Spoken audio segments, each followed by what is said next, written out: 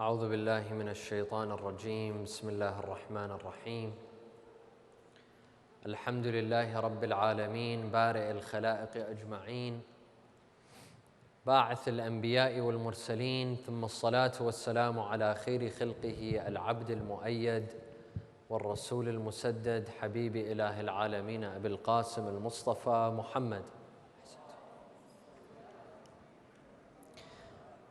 وعلى أهل بيته الطيبين الطاهرين وصحابته المنتجبين. قال الله تعالى في كتابه الكريم بسم الله الرحمن الرحيم ومن الليل فتهجد به نافلة لك عسى ربك أن يبعثك مقاما محمودا. صدق الله العلي العظيم. صلوا على محمد وآل محمد.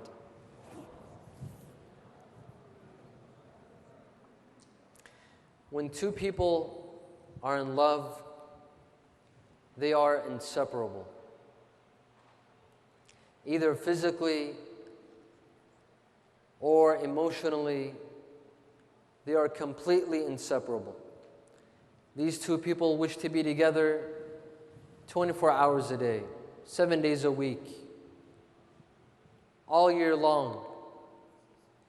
If they are not always physically together, they will always be talking on the phone. If they're not talking on the phone, they're texting each other. If they're not texting and messaging each other, they're thinking about each other. When you love someone, you're always thinking about the person that you love. When you hear that person's name, your heart starts beating very fast. You lose your breath. What is it? It's called love. You get a sense that you can't live without this person. Life would have no meaning without this person. Life is only worth living if you were to live with the person you love. If you don't live with the person you love, then it makes no sense. I see a lot of people smiling. I think they have these emotions. I don't know what's going on. But this is what love is all about. That you can't imagine yourself without this person. This person means everything to you. He's always on your mind. She's always on your mind. You can't imagine life without this person. And love gets people to do the craziest things. Love gets people to abandon their life, their job, their business, sometimes even their own family for a person. Sallu ala Muhammad wa ala Muhammad.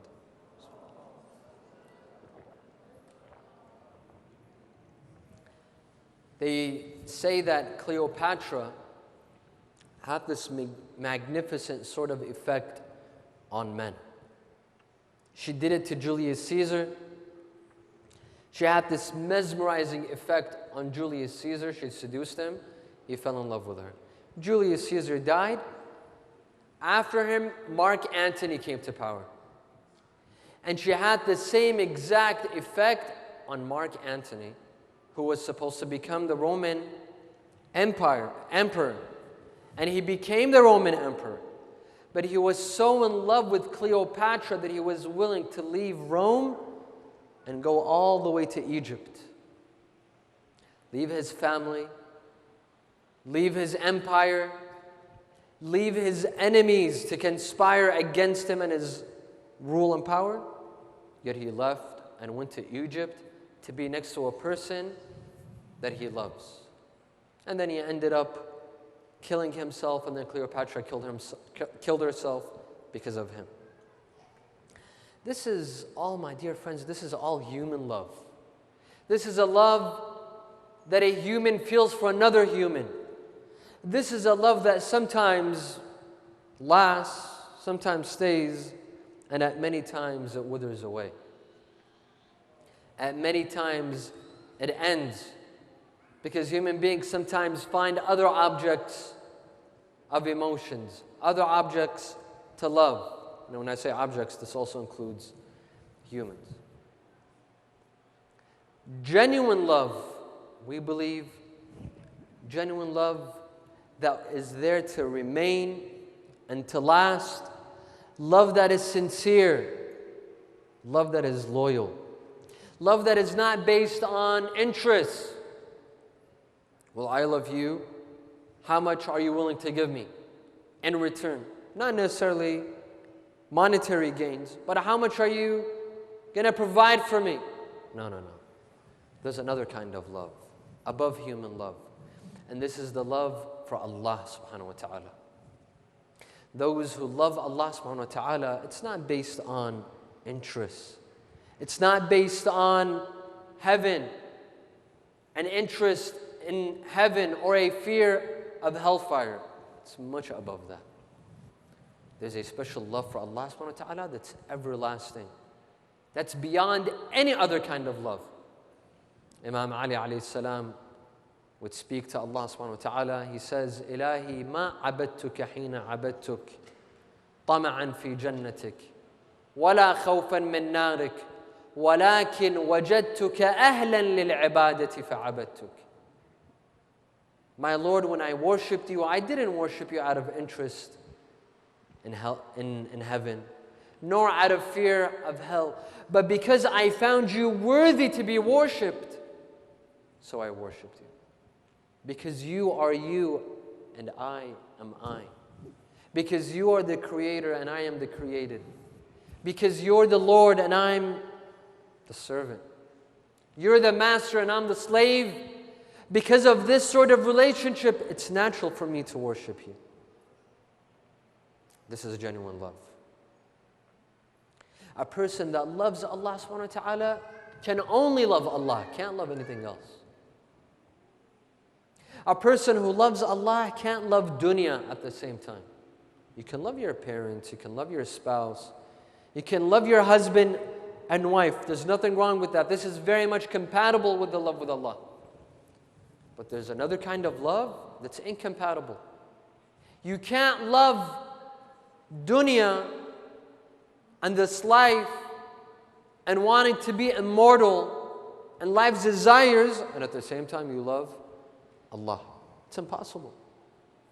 It's impossible. This is incompatible. If you love Allah, you can't love dunya. You can't love the pleasures of dunya and the desires of dunya. Thus, there are some that are very loyal to Allah subhanahu wa ta'ala. Their hearts are loyal. They have kept their hearts only for Allah. This is how a mu'min is. In a hadith, القلب حرم الله فلا تجعل أحدا في حرم الله أو فلا تدخل أحدا في حرم الله. That the heart is reserved for Allah, should be there for Allah subhanahu wa ta'ala.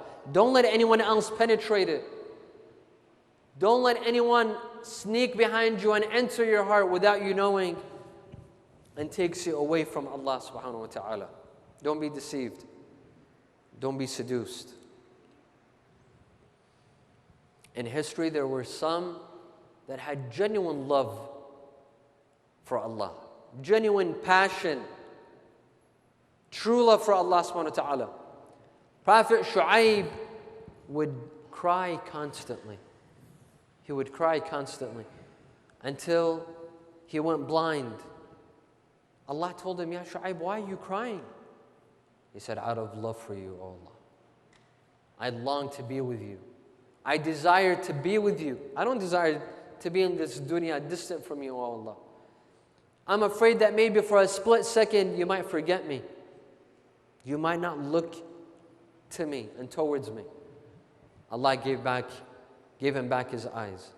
Again, he cried and cried and cried until he lost his eyes again. Out of love for Allah, Allah gave him back his eyes. A third time, he cried and cried until he lost his eyes. Allah told him, as a reward for you, I won't give you your eyes back. But as a reward for you, سَأُخْدِمُكَ خَلِيلِي, I will send, سَأُخْدِمُكَ كَلِيمِي, I'm sorry. سَأُخْدِمُكَ كَلِيمِي, I will send a servant that I speak to, who was a prophet that Allah subhanahu wa ta'ala spoke to directly, Musa alayhi salam. I will send that servant of mine to come and serve you.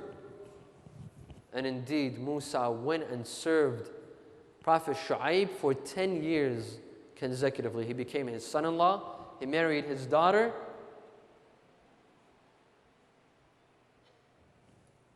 And he served him for 10 years. Imam Zain al-Abidin alayhi salam in Dua Abu Hamza al-Thamali, this beautiful dua. Does anyone read this dua? Have you heard of this dua? Don't let Ramadan pass by and you haven't read a couple of lines of Dua Abu Hamza al-Thamali. Read this dua. Imam Zain al-Abidin alayhi salam in this dua, look at the passion.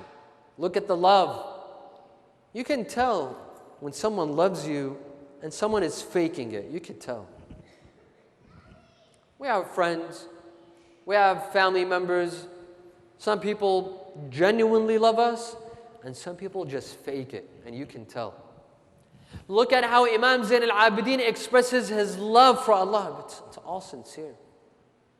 You can see the sincerity in the words of Imam Zain al-Abidin when he says, Ya Mawlai bidhikrika aasha qalbi. Oh my Lord, by your remembrance, I bring life into my heart. Without your remembrance, my heart is dead. What pumps blood into my veins and arteries is your remembrance. Without you, I'm nothing. I'm good as dead. Ya Mawlai bidhikrika aasha qalbi wa bimunajatika barradtu alam al-khawfi anni. And by talking to you, my heart feels assured. I am no longer scared. This is love, my dear friends. Sallu ala Muhammad wa ala Muhammad.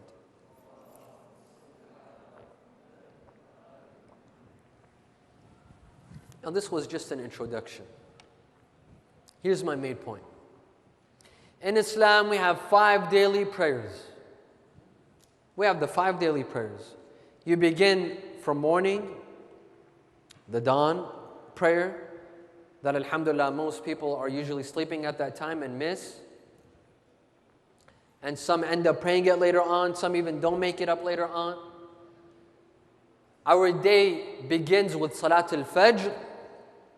And by the way, the Quran says, إن قرآن الفجر كان مشهودا.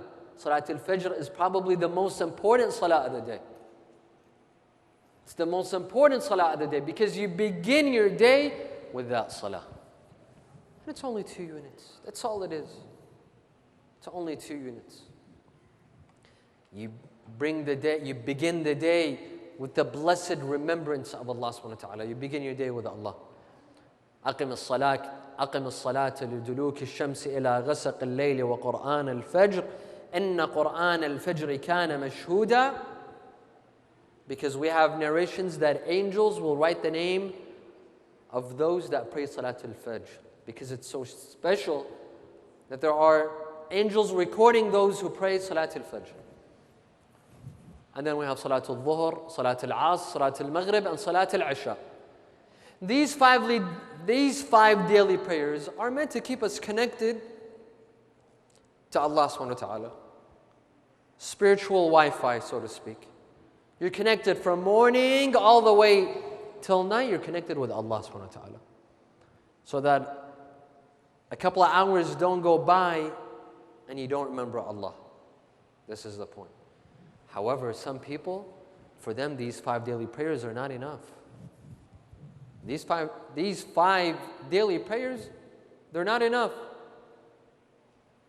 It's like you're in love with someone, a fiancé or whatever, and you receive only 5 text messages per day.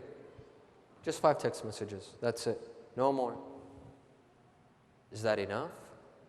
When you love someone, you want to be connected continuously and at designated times. 5 times a day is not enough. Some people are thirsty for more. They feel that these 5 daily prayers are not enough for Allah subhanahu wa ta'ala. Because each one takes about 5 minutes. And then you're back to your normal routine. For these kind of people, that feel the 5 daily prayers are not enough, there's another kind of salah. There's a salah that only the elite have the opportunity to pray. When I say the elite, not the rich, not a specific social class. Maybe the rich do. It's not a special class, a social class, but there is a religious elite, a spiritual elite. And that salah is called Salaat Al-Layl. A salah that is performed after midnight, when everyone is heading to sleep, when everyone is just getting ready to go to bed and fall asleep. There's a special elite class that begin to wake up at midnight. Everyone's going to sleep, but these people barely get up. They just get up and they pray this special salah, this very precious salah.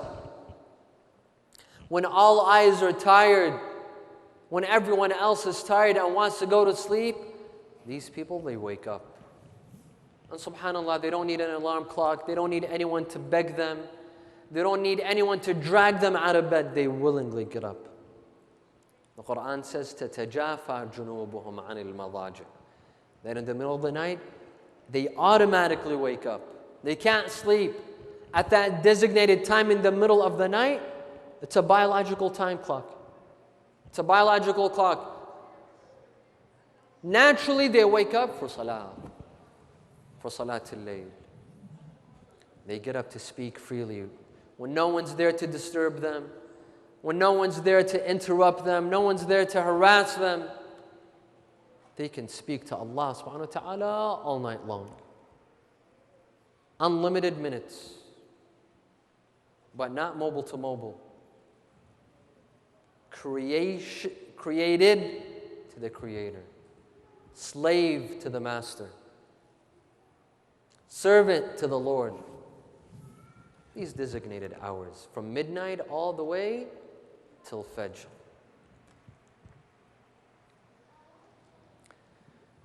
This is a special time when someone can speak freely to Allah in any language, in any sort of way you want, but it's yours.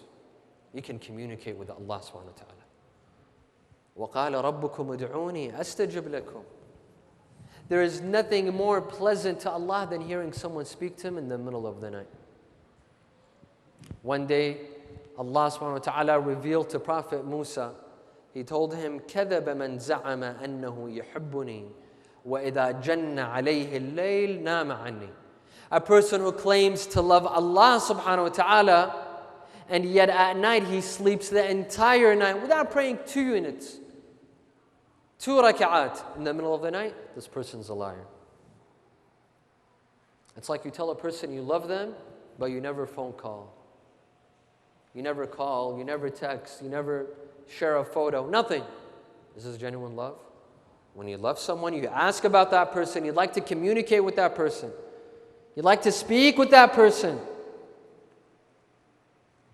كذب من زعم أنه يحبني وإذا جن عليه الليل نام عني. صلوا على محمد وآل محمد.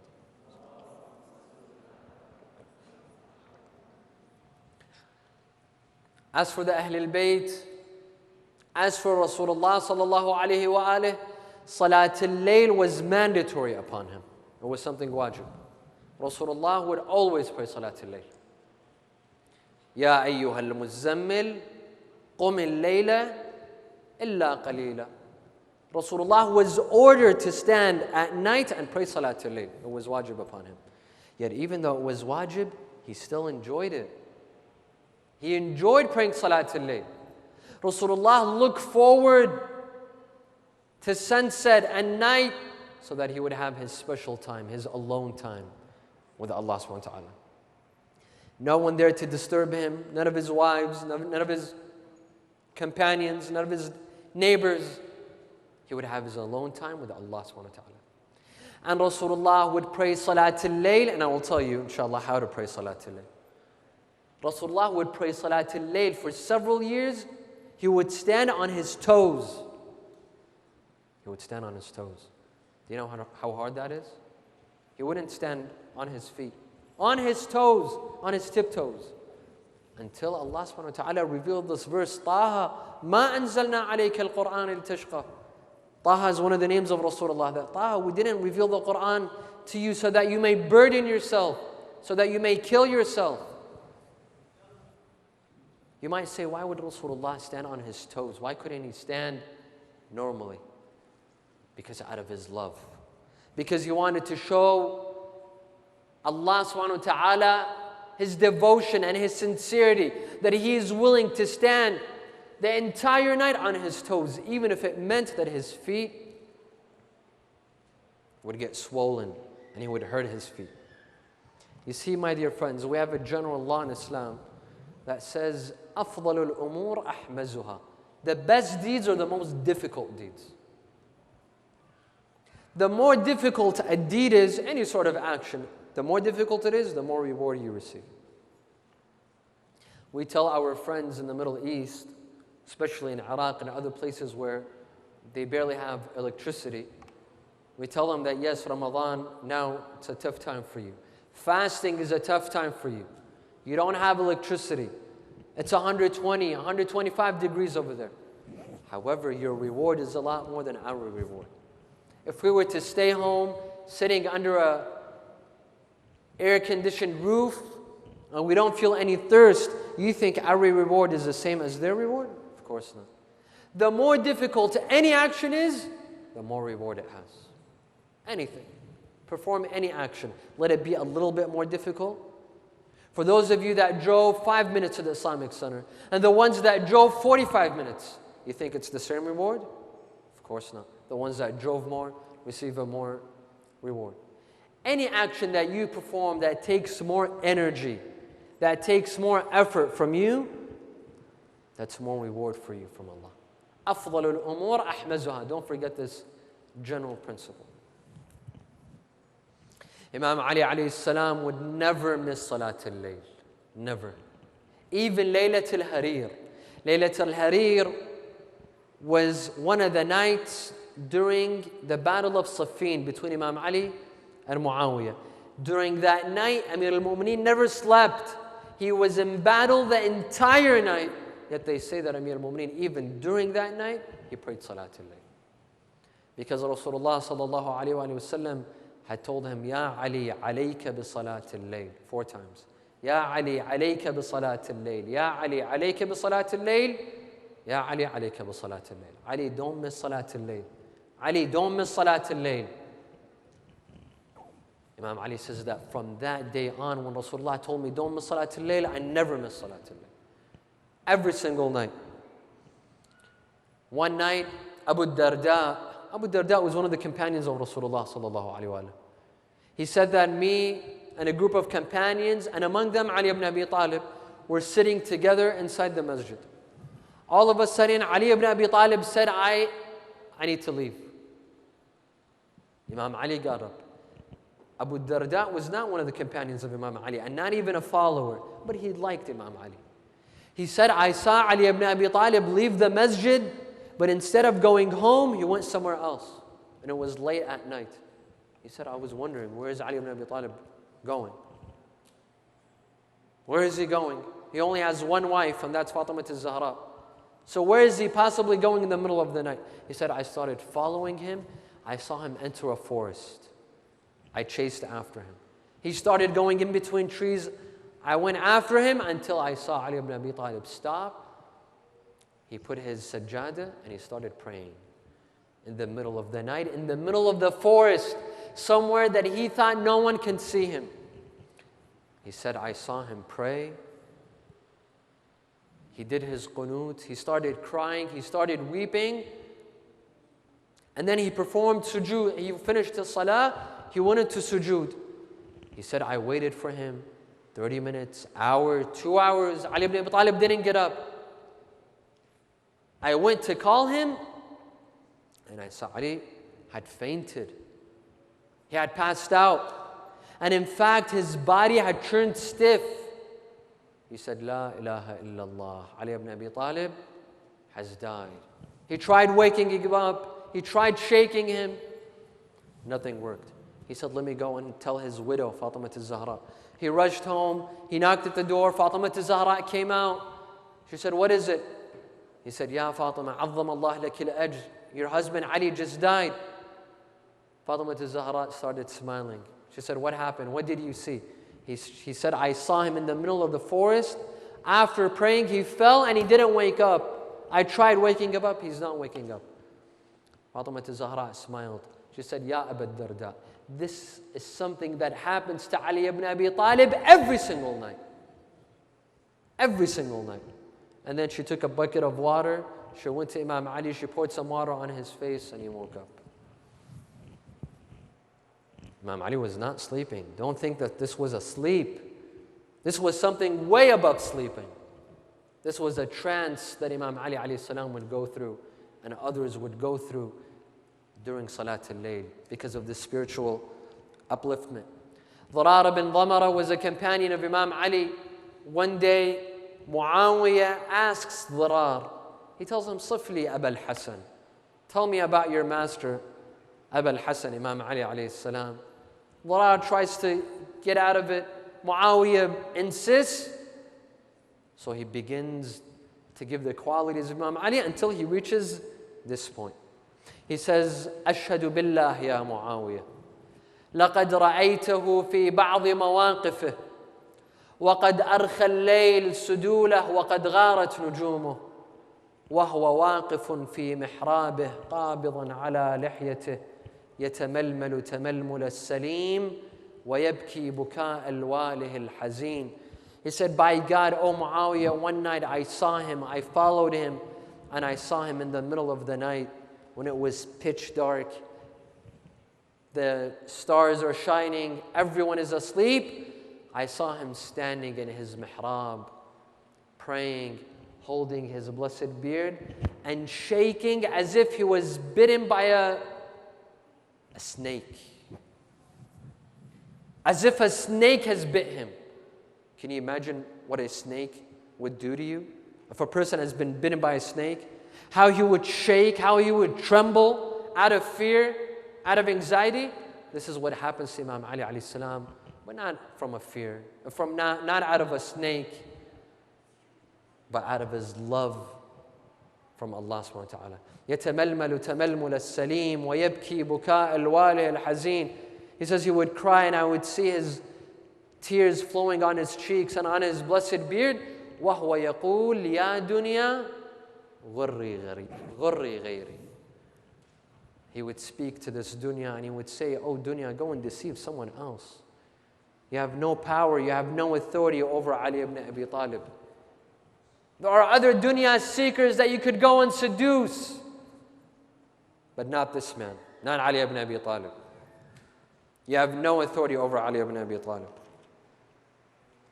Same goes for Fatima al-Zahra, salamullahi alayha. She would never miss Salaat Al-Layl. Imam al-Hasan alayhi salam says, one night I was a child.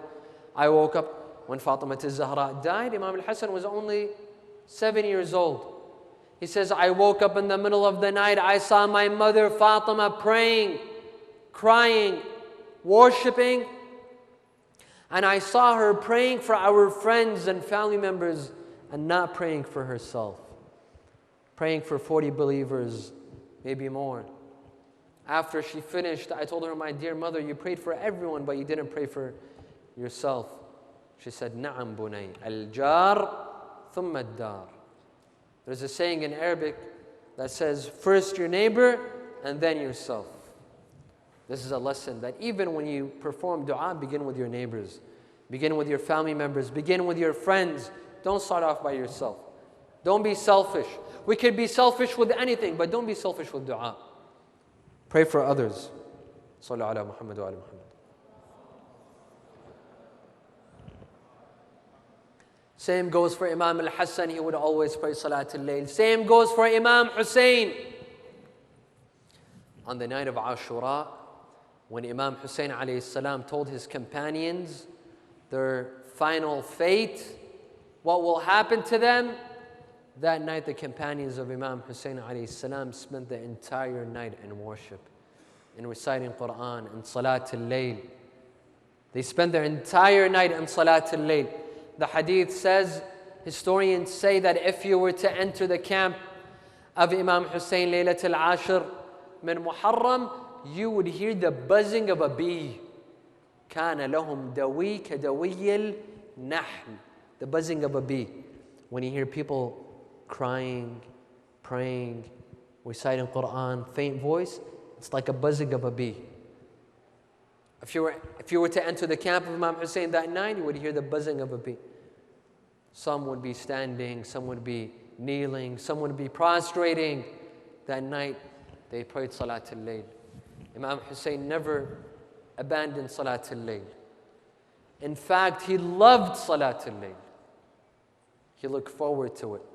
And one of the things that he told his sister Zainab, look after my children, be strong, be courageous, do this, do that. And among the things that he told her, أخي زينب وإذا قمت إلى نافلة الليل اذكريني.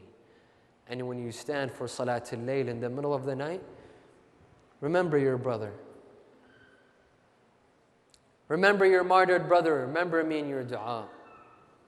And even as Sayyidah Zainab salamullahi alayha, the day of Ashura, that night, the eve of the 11th of Muharram, now imagine all the tragedies that took place on that day. She lost at least 5 brothers. 5 brothers, not 2. She lost so many nephews. She lost 2 of her boys. Yet Sayyidah Zainab that night, she prayed Salat al-Layl. She didn't leave Salat al-Layl. Yet that night when she prayed Salat al-Layl, she had to do it how?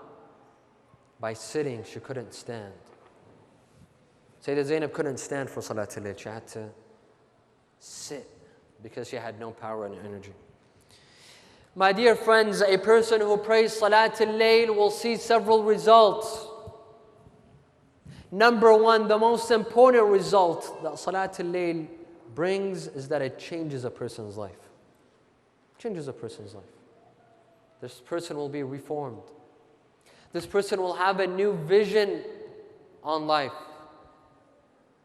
A person who prays Salat al-Layl and gives that 30 minutes, less, more, gives those couple of minutes to Allah subhanahu wa ta'ala in the middle of the night, this person will be changed. This person is not going to be the same person before. This person will view life differently. He will behave differently. She will behave differently. His manners will change. The petty things that used to matter to him before no longer matters. What matters is Allah. What matters is the next life. This person will be completely different. Everyone will be able to see that. His family members, his friends, his spouse, her parents, they'll see that this person's different. Her attitude is different. Her manners are different. A person who prays Salat al-Layl, his standards will be different. His values and principles will be different. The small things that he used to care about before, his iPhone, his gadgets, his car, her looks, her makeup, none of this will matter again. Because Salat al-Layl gives a new perspective on life. It gives a new vision on life. It tells you that there are more important things that matter in life, more than these small things that will one day be taken away from us. Other effects of Salat al-Layl, as mentioned in the hadith, this person will have nur in his face, light in his face. You can tell when a person prays Salat al-Layl and a person who doesn't. Those who pray Salat al-Layl, they have a special light in their face. You can't explain it. There's nothing scientific about it. You can't explain it scientifically. But there's nur in their face. There's light in their face. And a hadith say that their grave will be full of light and nur. While other people, their grave will be dark, but this person, his grave will be full of light. This person will financially start doing better. Salat al-Layl fixes your financial difficulties, your financial problems. Among In the hadith, it's mentioned that a person who prays Salaat al-Layl will start smelling better. Now, I'm not talking about Burberry or Tommy Hilfiger or any of these colognes or any of these perfumes. No, there's a natural scent. What is it? How do you explain it scientifically? I don't know. But I've seen it. I've seen those who pray Salaat al-Layl, they always give this special scent, this blessed scent, a scent that reminds you of the hereafter, of Jannah. These are special effects that Salaat al-Layl gives.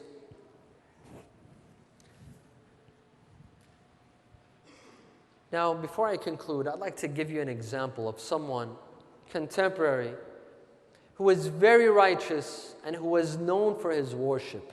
Sallu ala Muhammad wa ala Muhammad. Al-Shaheed Mutahhari was a philosopher, was a jurist, was a scholar, was a thinker. He was way ahead of his time. And at the same time, he was a worshiper. He was a worshiper. During the day, he was a scholar, he was a thinker. At night, he would turn into something else. At night, he would go into solitude to pray and to worship. Shaheed Mutahhari, they've written in his biography, never missed Salaat al-Layl. He would pray Salaat al-Layl every single night. And not only would he pray Salaat al-Layl, but he had a special room in his house for Salaat al-Layl. Now in this room, he had a glow-in-the-dark sign that said Allah. He would turn off all the lights. He would put this sign in front of him towards the Qibla, and he would pray with a glow-in-the-dark sign that said Allah. Now imagine if you're praying and you look at that sign, all of your attention, all of your concentration goes to whom? Goes to Allah subhanahu wa ta'ala. He had that sort of environment for himself. While when we pray, we have the TV on, our phone keeps on ringing, maybe the radio's on, whatever, we don't care where we pray, what sort of environment. We don't even pay attention to our salah, as long as we just do it. As long as those 5 minutes are over with, khalas. There's some people that look forward to salah. Just like their body requires nutrition, their soul also requires nutrition. Salaat al-Layl is the nutrition for their soul, for their spirit. So they perform an environment for themselves. They have a good environment for that salah, so that all their concentration goes to Allah subhanahu wa ta'ala.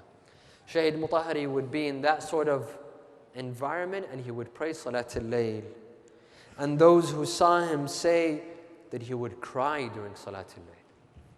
He would cry immensely, to the point that sometimes he would wake up people in his house from the sound of his crying. People would think that there's something wrong with him, but they would discover, no, that these are tears of pain. These are tears of longing for Allah subhanahu wa ta'ala. These are tears of love for Allah subhanahu wa ta'ala. And during his salah, even though he was home alone, no one would see him. His close family members say that when he would stand to pray, he would put on his imama, his saya, his abaya, and he would dress neatly to face Allah subhanahu wa ta'ala. This shows that he had respect. He had respect for Allah subhanahu wa ta'ala. Some people would tell him that during the summer it's hot. You don't even turn on an AC in your room. It's very hot. Why do you wear your entire outfit? He said, out of respect for Allah subhanahu wa ta'ala. When we receive a guest, am I going to receive him without my imamah, in my regular clothing, or am I going to put my outfit on? I'm facing Allah subhanahu wa ta'ala. I'm going as a guest to Allah. Let me look good. Let me look humble to Allah subhanahu wa ta'ala. An eyewitness says that once I entered, it wasn't during Salaat al-Layl, it was during a regular salah. He said, I entered Shaheed Mutahhari's room to pray behind him. I wanted to receive the thawab of Salaat al-Jama'ah. He said, I entered the room and I saw that Shaheed Mutahari, all of his attention was in salah. That I entered the room, I made so much noise, he didn't even realize that I was in the room. He said that I didn't even pray jama'ah behind him. Because just watching Shaheed Mutahari pray was a spiritual experience of its own. Just watching him pray. Just watching his concentration in salah. And how deep his concentration was in salah, this was a spiritual experience of its own. He said, I sat down and I just loved watching him pray. I enjoyed watching him pray. This is Shaheed Mutahari. He had a special dhikr that he would always repeat. وَفَوِّضُ أَمْرِي إِلَى اللَّهِ إِنَّ اللَّهَ بَصِيرٌ بِالْعِبَادِ. This was a special dhikr that Shaheed Mutahari would always repeat. And I've tried it. If you have something difficult that you'd like to perform, if you have a special request from Allah, try this dhikr. Try repeating it. Repeat it as much as you can. And see what comes out of it. أُفَوِّضُ أَمْرِي إِلَى اللَّهِ إِنَّ اللَّهَ بَصِيرٌ بِالْعِبَادِ. My dear brothers and sisters, tonight is a blessed night. Tonight is Thursday night. It's Laylatul Jum'ah. It's the most blessed and holiest night out of the entire week. There's some people that wait all week long just for Laylatul Jum'ah. Because tonight, the doors of Allah's mercy are open. Allah subhanahu wa ta'ala tonight says, come to me. If you've sinned, if you're a sinner, you want Allah subhanahu wa ta'ala to forgive you, come tonight, Thursday night. If you have a special hajah, you want Allah to fulfill it for you, come tonight. You want to get closer to me, come tonight, Thursday night. There's a hadith that says, on a Thursday night, in the middle of the night, an angel comes down. Allah sends an angel from the sky down to the earth. This angel, we can't hear him, but our hearts hear him. This angel says, is there anyone that wants to seek forgiveness? Allah will forgive. Is there anyone that has a hajah? Allah will give. Come to Allah tonight. It's Thursday night, very special night. My dear brothers and sisters, let's have just a few minutes of alone time with Allah tonight. Just a couple of minutes. 10 minutes. 15 minutes. If that's too much, 5 minutes. Have 5 minutes of alone time with Allah subhanahu wa ta'ala tonight. Get up in the middle of the night. Perform wudu. Stand in the mihrab. Pray Salaat Al-Layl. Salaat Al-Layl is 11 units. 10 of the units are 5 prayers with 2 units each, just like Salatul Subh. 5 prayers exactly like Salatul Subh. That's how many units? That's 10. The first 4 of these prayers, you will do with the intention of Nafilatul Layl. The 5th Salah, you will do with the intention of Salatul Shaf. And the first rak'ah recite, قُلْ أَعُوذُ بِرَبِّ الْفَلَقِ. And the second rak'ah recite, قُلْ أَعُوذُ بِرَبِّ النَّاسِ. These are 10 units. The last unit, the last rak'ah is only 1 rak'ah. You do takbir, you recite Surah Al-Fatiha, and then قُلْ أَعُوذُ بِرَبِّ الْفَلَقِ once, قُلْ أَعُوذُ بِرَبِّ النَّاسِ once, and then 3 times قُلْ هُوَ اللَّهُ أَحَدٌ. And then you do qunut. In your qunut, 7 times you say, Allahumma inna hadha maqamul a'idhi bika minan nar. Which means, oh Allah, this is a position in which I seek refuge in you from hellfire. You can learn it, it's easy, it's in Mafatih al-Janan. You can look it up 7 times. And then you say istighfar for 40 believers, for 40 of the mu'mineen. You say, oh Allah, forgive. And then you mention 40 names. And you begin with whom? You begin with whom? Your parents, your mother, your father, and you mention 40 names. You could mention more if you'd like. And then 70 times, Astaghfirullah Rabbi wa atubu ilayh. And then 300 times, Al-Af, Al-Af, Al-Af, Al-Af, Al-Af. This process will not take more than 30 minutes. Salaat Al-Layl altogether will not take more than 30 minutes. Try it. Try it. Tonight is Thursday night. Try it tonight. Try to do it every Thursday night. If you can do it every night, more power to you. That's wonderful. Don't let Ramadan pass and you haven't tried it. Tonight is Thursday night. Let's come to Allah subhanahu wa ta'ala. Let's speak to Him. Let's recite Dua Kumail. Let's see what Imam Ali alayhi salam has to say to Allah subhanahu wa ta'ala. وَقَدْ أَتَيْتُكَ يَا إِلَهِي بَعْدَ تَقْصِيرِي وإسرافي على نفسي معتذرا نادما منكسرا مستقيلا مستغفرا منيبا مقرا مذعنا معترفا لا أجد مفرا مما كان مني ولا مفزعا أتوجه إليه في أمري غير قبولك عذري وإدخالك إياي في سعة من رحمتك اللهم فاقبل عذري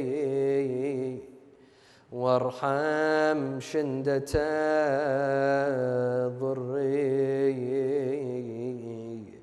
وفكني من شدي وثاقي يا رب ارحم ضعف بدني يا رب ارحم ضعف بدني. I ask Allah subhanahu wa ta'ala to forgive us during these nights, tonight, Thursday night, and the rest of the nights during the month of Ramadan. And I will see you one last time, inshallah, tomorrow night. Walhamdulillahi Rabbil Alameen, wa sallallahu ala Muhammadin wa alihi al-tahirin.